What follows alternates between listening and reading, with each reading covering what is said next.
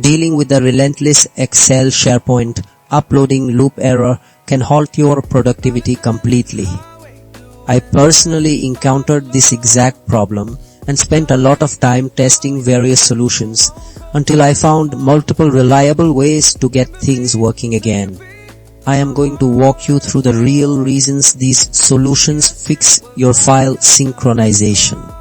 First, we often find that old, corrupted files stored in Excel's local cache on your computer are the main culprits. When these cache files get out of sync with what's on SharePoint, Excel gets confused and keeps trying to upload the same information over and over, creating that endless loop. By simply clearing this internal cache, you force Excel to grab a fresh, correct version of the file from SharePoint, which usually resolves the conflict immediately. This is a fundamental way to fix Excel SharePoint sync uploading loop error. Next, sometimes the problem isn't with your computer, but with the SharePoint site itself. Specific settings within SharePoint, like requiring files to be checked out before editing, can clash with how Excel tries to save and sync. If SharePoint expects a certain process that Excel isn't performing, it will keep rejecting the upload, leading to the loop. Adjusting these site settings helps SharePoint properly accept changes from your Excel files.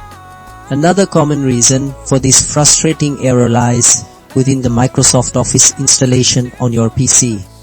If some parts of Excel are damaged or incomplete, it can't properly communicate with SharePoint. Think of it like a broken messenger trying to deliver a package. The message never gets through correctly. Performing a repair on your Office installation ensures all the necessary components are working perfectly, allowing smooth data transfer.